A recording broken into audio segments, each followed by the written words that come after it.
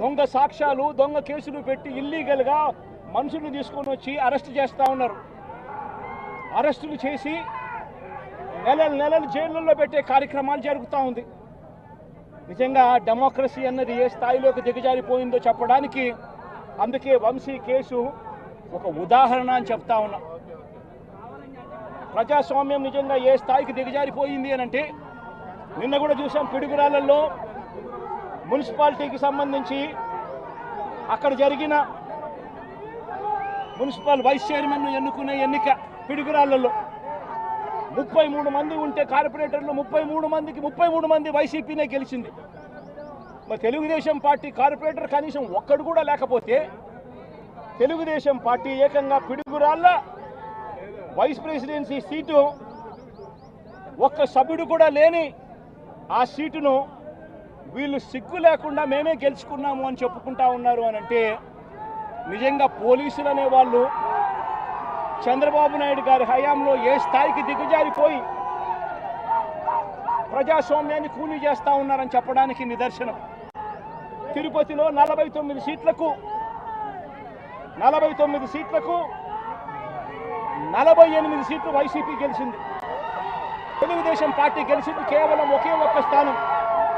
అటువంటి చోట deputy mayor post పోలీసుల ఆధ్వర్యంలో తెలుగుదేశం పార్టీ వాళ్ళు కార్పొరేటర్లను కిడ్నాప్ చేసుకొని బస్సులో నుంచి కిడ్నాప్ చేసుకొని పోయి డిప్యూటీ మేయర్లను మేమే గెలుచుకున్నామని చెప్పి వాళ్ళు ప్రకటించుకుంటా ఉంటే పోలీసులు ఏ స్థాయికి దిగజారిపోయినారు తెలుగుదేశం హయాంలో అని చెప్పడానికి ఇంకో నిదర్శనం.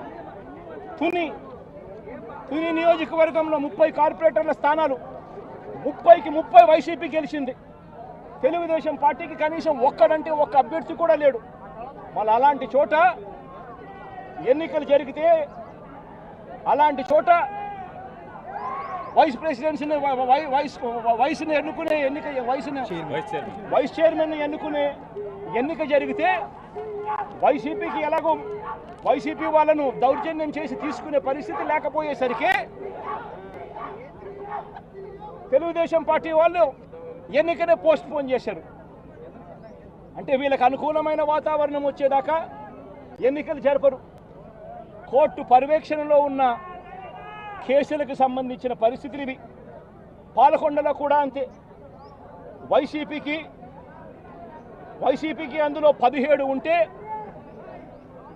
తెలుగుదేశం పార్టీకి కేవలం 3. మళ్ళీ అక్కడ వైస్ ప్రెసిడెన్సీ అన్నది వైసీపీకి రావాలన్నా తెలుగుదేశం పార్టీకి రావాలన్నా కానీ వీళ్ళకి అనుకూలత వచ్చేదాకా పోస్ట్పోన్మెంట్లు. ఇలా ప్రతి సందర్భంలోనూ కూడా డెమోక్రసీని కూనీ చేస్తూ ఉన్నారు. పోలీసులను వీళ్ళు ఇష్టానుసారంగా వాడుకుంటా ఉన్నారు. నేను ఇవాళ ఒకటే చెప్తా ఉన్నా, ప్రతి పోలీసు వ్యక్తికి కూడా చెప్తా ఉన్నా, మీ టోపీ మీద ఉన్న 3 సింహాలకు కనిపించే ఆ సింహాలకు సెల్యూట్ కొట్టడం మొదలుపెట్టండి. తెలుగుదేశం పార్టీ నాయకులకు సెల్యూట్ కొట్టడం మొదలుపెట్టి వీళ్ళు చెప్పినట్టుగా చేయడం మొదలుపెట్టి అన్యాయాలు చేయడం మొదలు పెడితే మాత్రం ఎల్లకాలము తెలుగుదేశం పార్టీ ప్రభుత్వమే ఉండదు అని చెప్పి ఇవాళ ప్రతి అధికారికి కూడా నేను తెలియజేస్తా ఉన్నా. రేపొద్దున మళ్ళీ మా అధికారం వస్తుంది. వచ్చినప్పుడు అన్యాయం చేసిన వీళ్ళందరినీ వీళ్ళ అధికారులందరినీ అన్యాయం చేసిన ఈ నాయకులందరినీ కూడా బట్టలు కూడా తీసి నిలబెడతామని చెప్పి కూడా ఈ సందర్భంగా తెలియజేస్తా ఉన్నాను. ఎవడిని వదిలిపెట్టేది ఉండదు.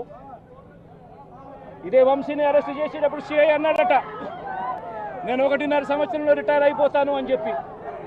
రిటైర్ అయిపోయినా కూడా సప్త సముద్రాల అవతల ఉన్నా కూడా మొత్తం అందరినీ కూడా పిలిపిస్తామని చెప్పి కూడా ఈ సందర్భంగా చెప్తా ఉన్నా.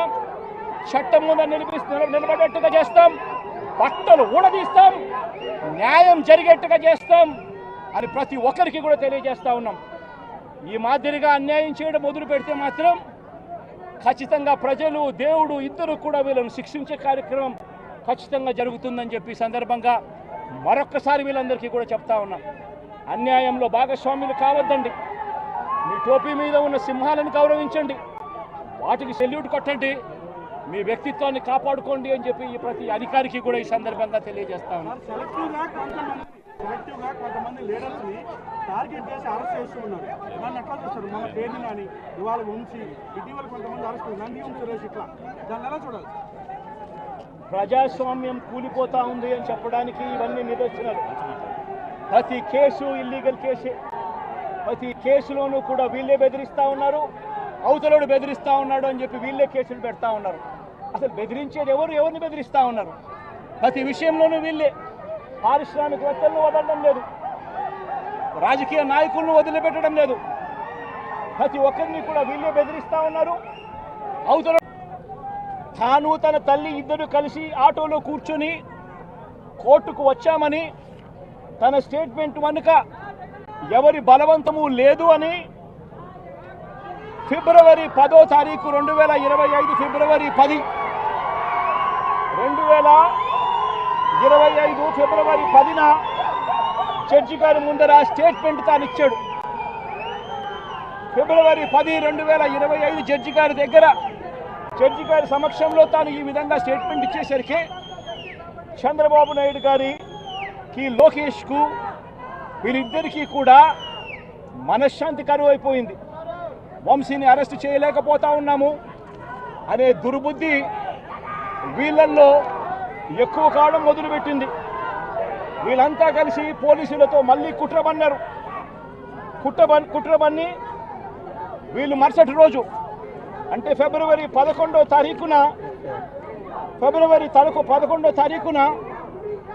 వీళ్ళు విజయవాడ పటమట పోలీస్ స్టేషన్లో సత్యవర్ధన్ మీద వీళ్ళు ఒక ఎఫ్ఐఆర్ రిజిస్టర్ చేశారు. ఫిబ్రవరి 11వ తారీఖున సత్యవర్ధన్, వంశీ ఇద్దరి మీద వీళ్ళు ఎఫ్ఐఆర్ రిజిస్టర్ చేశారు. కోర్టును తప్పుదోవ పట్టించారు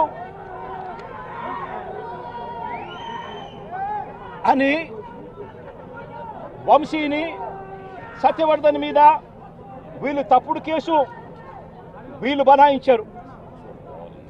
కోర్టును తప్పుదోవ పట్టించారు, తప్పుడు సాక్ష్యం తాను ఇచ్చాడు అని చెప్పి వీళ్ళు ఎఫ్ఐఆర్ రిజిస్టర్ చేసి ఆ ఎఫ్ఐఆర్ రిజిస్టర్ చేసిన కాపీని తీసుకొని పోయి సత్యవర్ధన్ అమ్మను, సత్యవర్ధన్ నాన్నను, సత్యవర్ధన్ అన్నను అందరినీ కూడా బెదిరించి ఫిబ్రవరి 12వ తారీఖున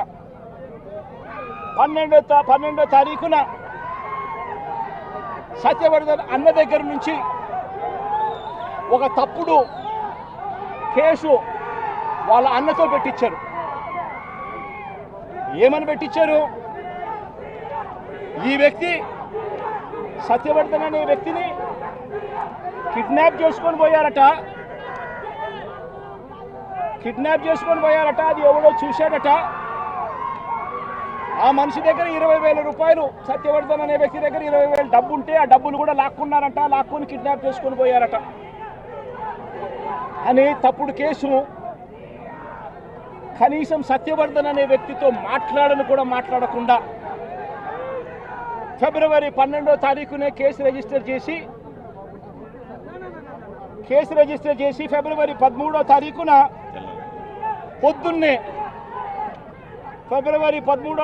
పొద్దున్నే వంశీని అరెస్ట్ చేశారు.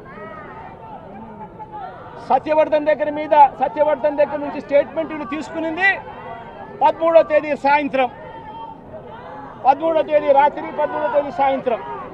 అంటే ఆయనకు ముందు స్టేట్మెంట్ కూడా తీసుకోకుండా వంశీని అరెస్ట్ చేయడం,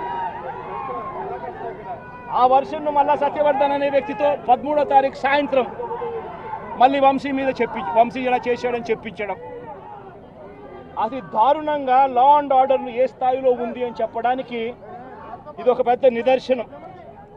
నిజంగా నేను చెప్తా ఉన్నా, ఒక మనిషి ఏదైనా తప్పు చేసిన ఆ వ్యక్తిని శిక్షిస్తే పోలీసులకు ఎవరికైనా గౌరవం ఉంటుంది. కానీ ఇవాళ జరుగుతూ ఉన్నది రాష్ట్రంలో ఏం జరుగుతూ ఉంది?